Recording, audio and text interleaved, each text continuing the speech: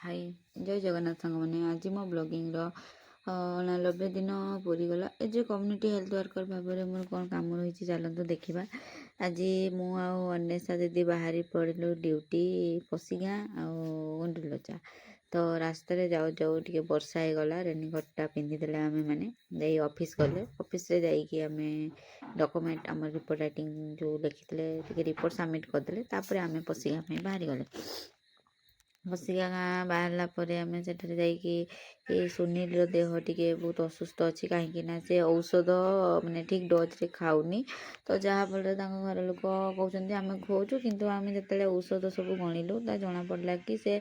औषध खाऊना बोली तो माँ को सजेस्ट करूँ प्रत्येक दिन औषध जमी डॉक्टर कहते से हिसाब से औषध खावाई दिंतु एवं जो अधिक रु अत्यधिक निद होता डॉक्टर को जिते औषध आने जाऊँच से समय जनवाई आम कहीलु तो आम कहला यही मसरे दुई दुई थर बात मारी तो एगुड़ा भी डॉक्टर को जनवाई कहुला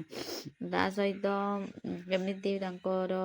मेडिसिन आसो कहीं बापा जी आने जाते आखि ऑपरेशन होती तो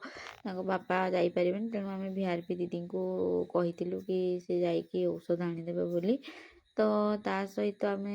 माँ को आउरिया बात जो बात मारुची बात मारे कौठारे असुविधा हम कौन असुविधा हम से सबू जनईलु तो माँ हाँ कहते तथापि मझे मझे आम घर को विजिट करूँ से मेडिसिन खाऊँ कि नहीं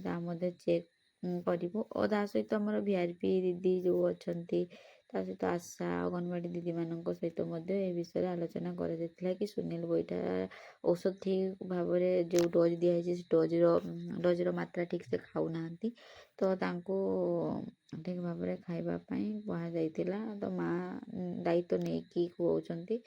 तो देखा आग को कौन हो बात कंट्रोल हो कि ना नहीं आपन को निहाती मु नेक्स्ट वीडियो रे जनइबी तो आशा करुँची आजकार ब्लॉगिंग आपण मन को भल लगी आउ टिके लाइक शेयर कमेंट निहाती करेंगे आपण कला माने लोक मैंने जानवा दरकार जे औषध कौटू आसूची आउरिया बात कौन हुए आजकार ब्लॉगिंग